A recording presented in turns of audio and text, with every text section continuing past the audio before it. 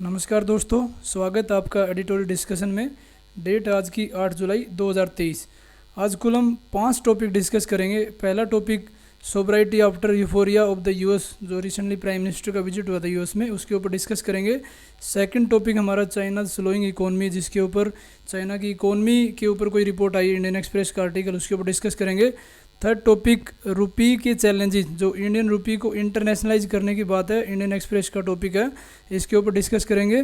Fourth topic national anthem के ऊपर है, जो भी इंडियन एक्सप्रेस का, इसके ऊपर डिस्कस करेंगे। और लास्ट में कुछ प्रीलिम के क्वेश्चन डिस्कस करेंगे। पहले टॉपिक को आप जीएस पेपर 2 से लिंक कर सकते हो, सेकंड टॉपिक को आप जीएस पेपर 3, थर्ड को भी जीएस 3 एंड फोर्थ को जीएस पेपर 2 एंड प्रीलिम। उन लास्ट में कुछ प्रीलिम के क्वेश्चन हम डिस्कस करने ही वाले हैं। चलिए पहला टॉपिक स्टार्ट करते हैं। पहला topic basically recently prime minister ने विजिट किया था यूएस में, उसके ऊपर है कि उसी विजिट को काफ़ी बड़ा चढ़ा के बताया जा रहा है बेसिकली कि इंडिया ने जो विजिट किया है उसको इतना पब्लिसाइज किया कि यूएस और इंडिया की रिलेशनशिप बहुत ज़्यादा एक्सपोनेंशियली बढ़ गई है। इसमें कुछ प्रीवियस एग्जांपल दिए हैं कि इंडिया और यूएस के कुछ ब्रीच ऑफ ट्रस्ट हुए थे, जैसे कि 1963 में आप देख सकते हो कि यूएस के प्रेसिडेंट जॉनसन के द्वारा 1962 में इंडिया चाइना के वॉर हुआ था, लेकिन वहाँ पे यूएस ने इंडिया की हेल्प नहीं की थी। और सिमिलर एग्जांपल हमें देखा गया निक्सन, जो कि यूएस का प्रेसिडेंट था, 1971 में जो इंडिया पाकिस्तान का वॉर था, उस टाइम पे इन्होंने अपनी फ्लीट को नहीं भेजा था। तो ये कुछ बैड एग्जांपल जो इंडो यूएस के पास्ट में रिलेशनशिप हैं। और एक आपने देखा होगा कि कोल्ड वार के टाइम भी यूएस से और रशिया अलग ब्लॉक में थे और इंडिया एक नॉन अलाइनमेंट मूवमेंट को बढ़ावा दे रहा था। तो उस टाइम भी इंडो और यूएस के रिलेशनशिप अच्छे नहीं थे, लेकिन इस टाइम आप देखा जाए तो इंडिया और यूएस के रिलेशन काफ़ी बढ़ रहे हैं, क्योंकि ग्लोबल में इस टाइप की सिचुएशन होगी जियोपॉलिटिक्स के कारण। और रिसेंट विजिट के बाद में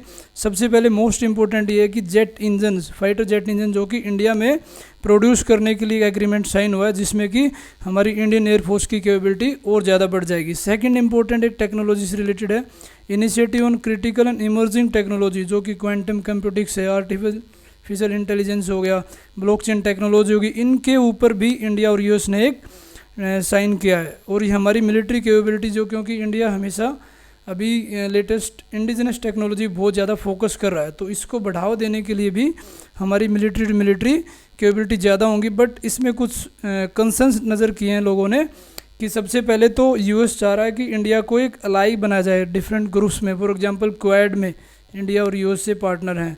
उसी तरह बाकी भी चाइना की ग्रोइंग इन्फ्लुएंस के कारण यूएस से चाह रहा है कि इंडिया को अपने पाले में रखे और टर्म्स एंड कंडीशन उसके हिसाब से डिसाइड हों।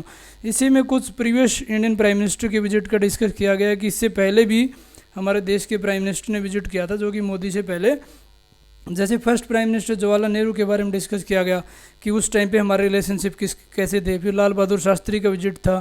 फिर प्राइम मिनिस्टर श्रीमती इंदिरा गांधी, जिस टाइम पे हमने स्माइलिंग बुद्धा, जो कि हमने न्यूक्लियर का टेस्ट किया था 1974 में, तो उस टाइम कुछ सिचुएशन हमारी डिटेरियोरेट हुई थी। लेकिन बाद में देखा जाए तो प्राइम मिनिस्टर मनमोहन सिंह, जो कि 2005 में न्यूक्लियर डील जो इंडो यूएस ने साइन की थी, वो बहुत ही एक सिग्निफिकेंट है। तो इस टॉपिक बेसिकली उसके ऊपर बहुत ज़्यादा फोकस किया है कि उस टाइम के visit of the prime minister Manmohan Singh और आज के विजिट, थोड़ा कंपैरिजन किया कि कौन से विजिट से हमें क्या आउटकम मिले हैं। तो उस टाइम अब देखा जाए तो इंडिया को यूएस के साथ में सिविल न्यूक्लियर डील साइन हुई, जिसमें हमें, क्योंकि हम एनपीटी के मेंबर नहीं, एनपीटी क्या, नॉन प्रोलिफरेशन ट्रीटी, जो बेसिकली वही कंट्री हैं जिनके पास में न्यूक्लियर है, उन्होंने डिक्लेयर कर रखा है। ऑल्दो इंडिया के पास न्यूक्लियर है, लेकिन इंडिया ने एनपीटी साइन नहीं किया है। कुछ इसमें इस टाइप के क्लोज हैं कि इंडिया के कुछ कंसर्न है कि ये हैव्स और हैव नॉट में कंट्रीज़ को डिवाइड करती है, तो इंडिया ने इसको साइन नहीं किया। But despite of not signing of the NPT, non proliferation treaty, India को काफ़ी वेवर्स मिले हैं। किससे? इंटरनेशनल एटॉमिक एनर्जी एक्सचेंज, ये बेसिकली एक एजेंसी है जो कि जहाँ भी न्यूक्लियर सेटअप किए कंट्रीज में वहाँ पे इसके ऑफिशियल विजिट करते हैं। लेकिन इंडिया को इसमें थोड़े से वेवर हैं कि इंडिया अपने कुछ एक एसेट्स को, कुछ एक न्यूक्लियर प्लांट्स को इसकी विजिट से दूर रख सकता है और वो हमारे मिलिट्री के लिए इस्तेमाल होते हैं।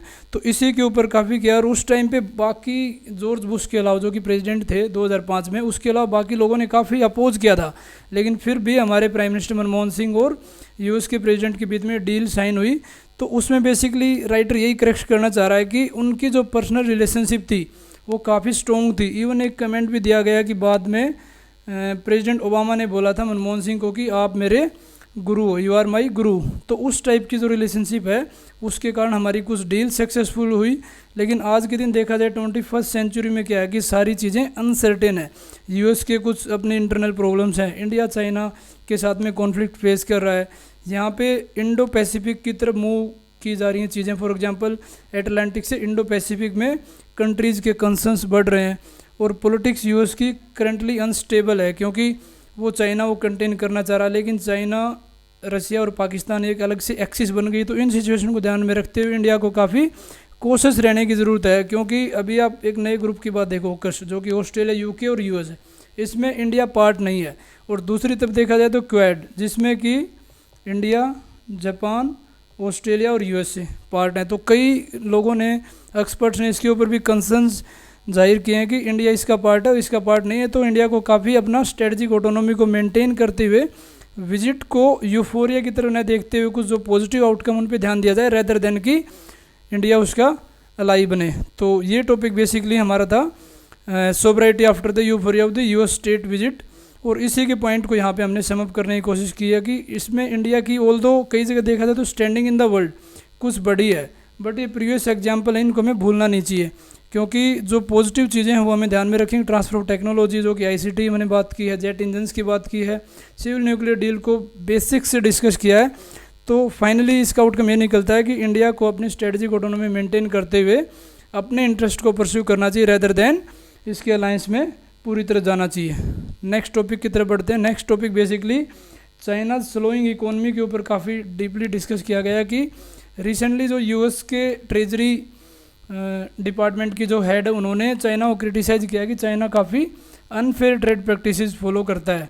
और उन्होंने बेसिकली वही है कि चाइना के ऊपर प्यूनिटिव एक्शंस लेने की बात की है।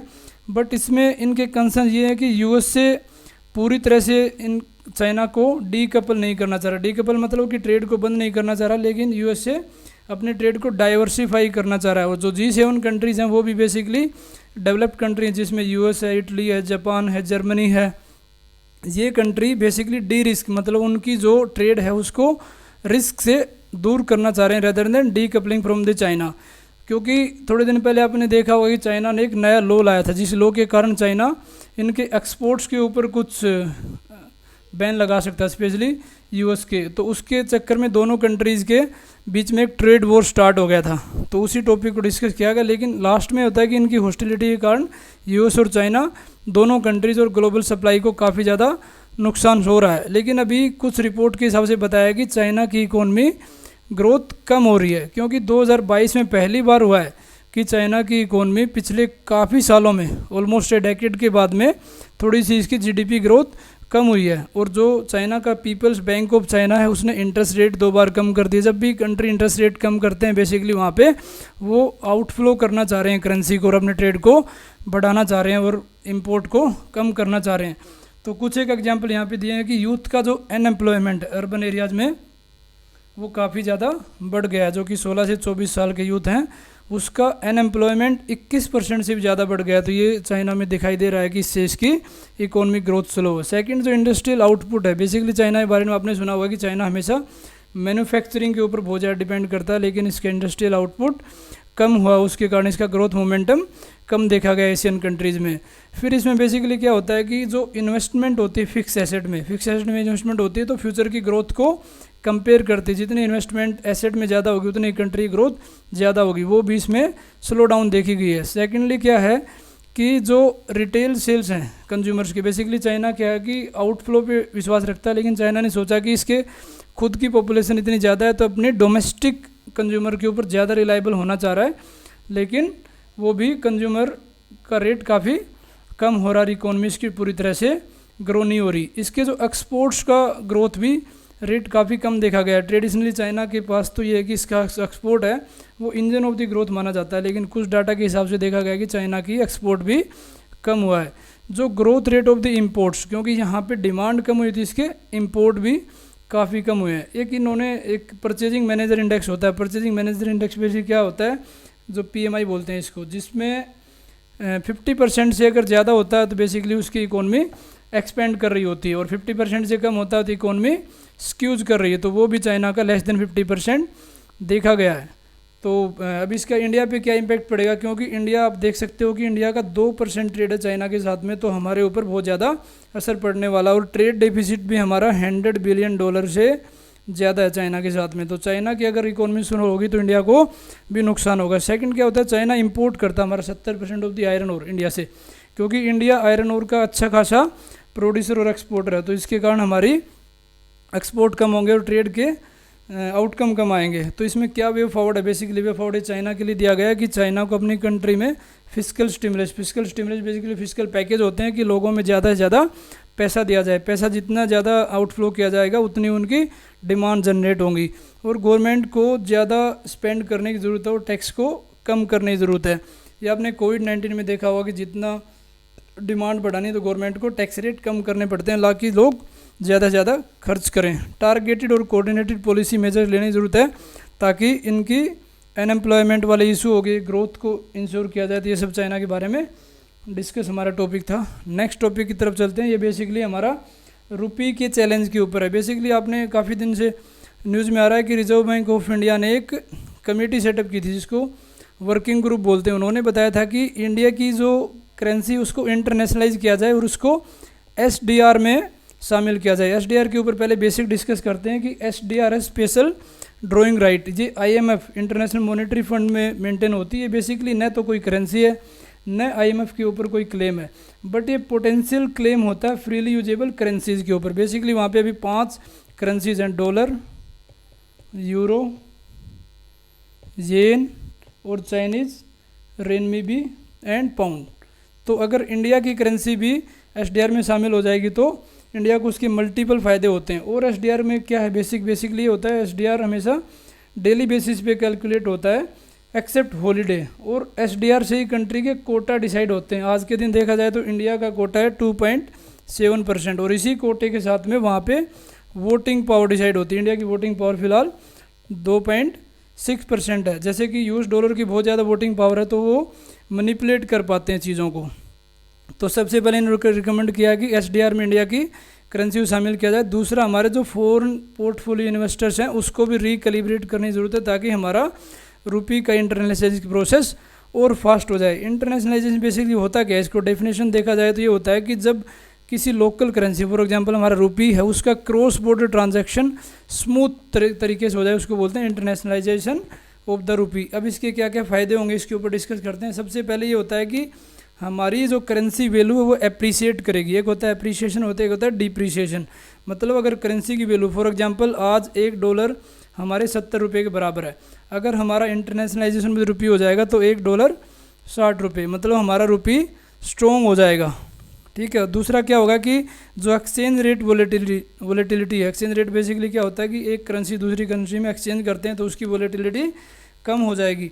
हमारी फॉरेन करेंसीज़ के ऊपर डिपेंडेंस काफ़ी कम हो जाएगी। इंडिया की इकोनॉमिक सॉवरेंटी और exposure of the currency fluctuation और कम हो जाएगा। ग्लोबल ट्रेड हमारा बढ़ेगा, क्योंकि जैसे ही हमारा करेंसी इंटरनेशनल हो जाएगी तो हमें करेंसी कन्वर्जन की दिक्कत नहीं पड़ेगी। हमारी फाइनेंशियल इंटीग्रेशन अच्छा होगा, क्योंकि इससे फॉरेन इन्वेस्टर अट्रैक्ट होंगे, कैपिटल का इनफ्लो होगा, आउटफ्लो होगा, इन्वेस्टमेंट को और अपॉर्चुनिटी मिलेगी, और हमारी जो मॉनेटरी पॉलिसी इफेक्टिवनेस है वो और ज़्यादा बढ़ेगी। क्योंकि जो हमारा RBI reserve bank of India वो एक्सचेंज रेट को अभी यूज़ करता है इन्फ्लेशन को कंट्रोल करने के लिए, और इसके बाद उसको ज़्यादा फ्लेक्सिबिलिटी मिलेगी मॉनेटरी कंडीशंस को हैंडल करने के लिए। हमारा रीजनल इन्फ्लुएंस अच्छा होगा। जैसे कि आप देखा होगा साउथ एशिया में इंडिया एक बहुत बड़ा कंट्री है, जो हमारे रिजर्व हैं वो और डाइवर्सिफाई हो जाएंगे और फाइनेंशियल सर्विसेज का डेवलपमेंट अच्छा होगा। लेकिन इसमें काफ़ी चैलेंजेस भी हैं कि क्या क्या चैलेंजेस पहले डिस्कस करते हैं कि कन्वर्टिबिलिटी कंसर्न। अभी भी इंडिया ने current account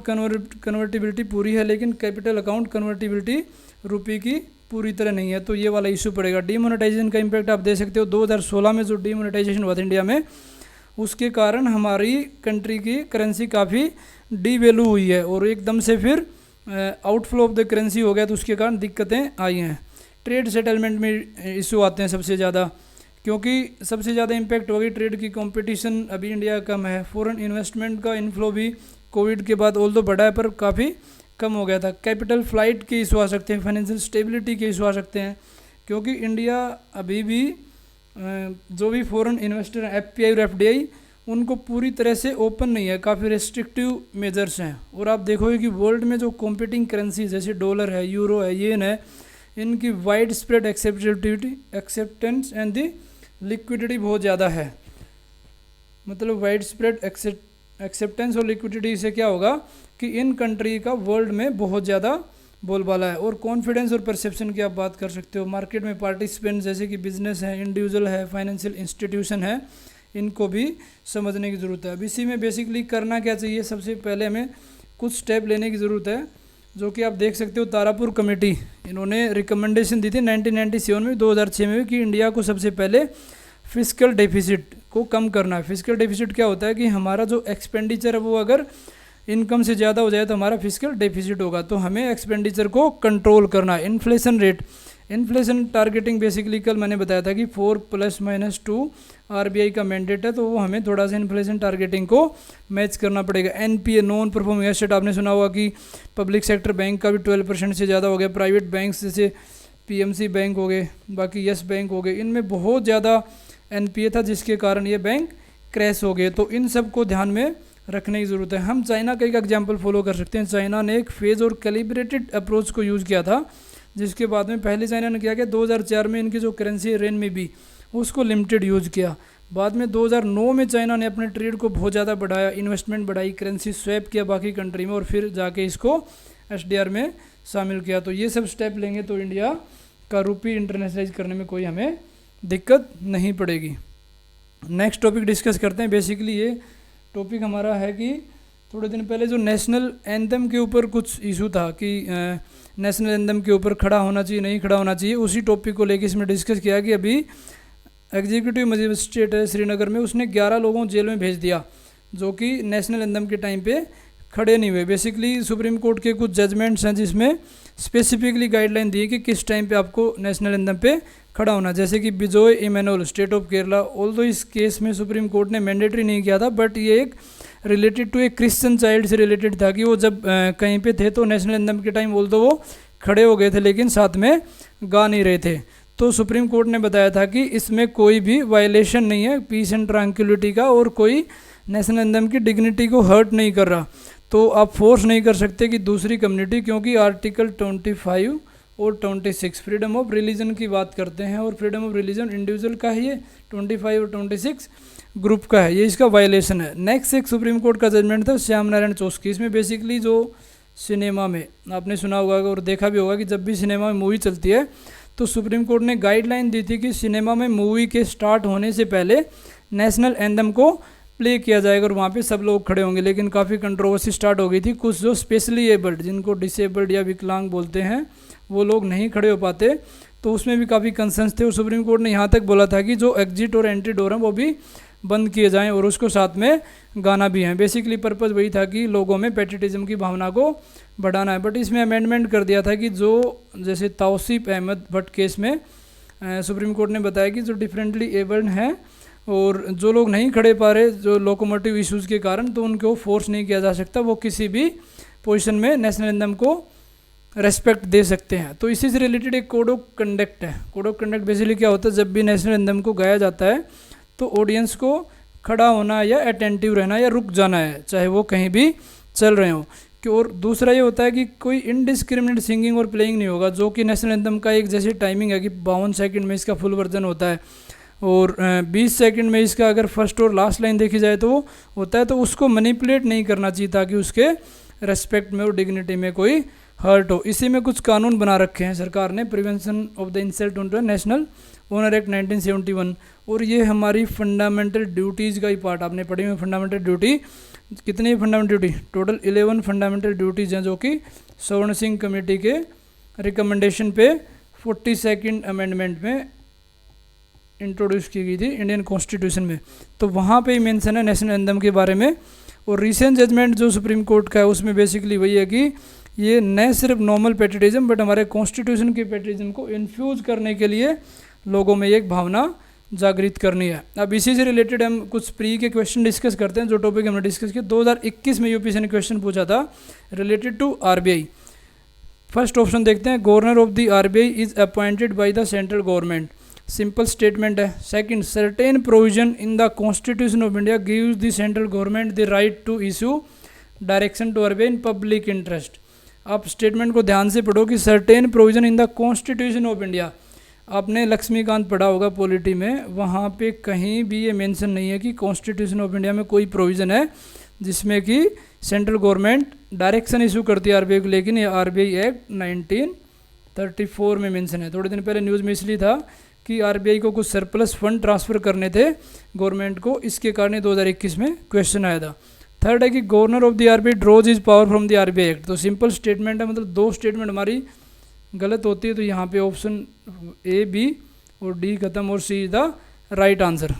second question discuss करते हैं जो रिसेंटली यूपीएससी ने पूछा है फ्लैग कोड पे, 2023 का क्वेश्चन है। अभी हमने नेशनल एंथम पे पढ़ा टॉपिक, तो उसी तरह जो भी हम टॉपिक्स पढ़ रहे हैं उसके हम कनेक्टेड प्री को डिस्कस करेंगे ताकि आपका प्री और मेंस दोनों की तैयारी अच्छे से हो जाए। अब क्या, और यूपीएससी ने काफ़ी पैटर्न चेंज किया 2023 में।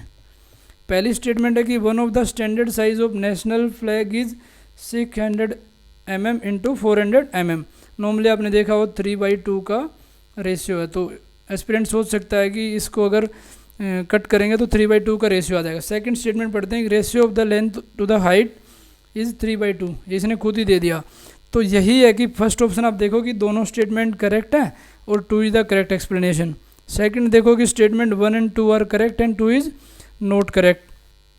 1 is correct and 2 is incorrect. Fourth is 1 is incorrect and 2 is the correct. Basically इसमें सिर्फ स्टेटमेंट 2 ही करेक्ट है, ऑल्दो काफ़ी डीप क्वेश्चन है कि इतने स्टैंडर्ड साइज को कौन पढ़ेगा यूपीएससी में, बट इस टाइप के ट्रिकी क्वेश्चन भी आपको हैंडल करने पड़ सकते हैं प्री में। ये वाला साइज़ नहीं, बाकी डिफरेंट साइजेस दे रखे हैं वहाँ पे, जब फ्लैग कोड आप पढ़ के देखो तो उसमें। तो ये था हमारा आज का डिस्कशन।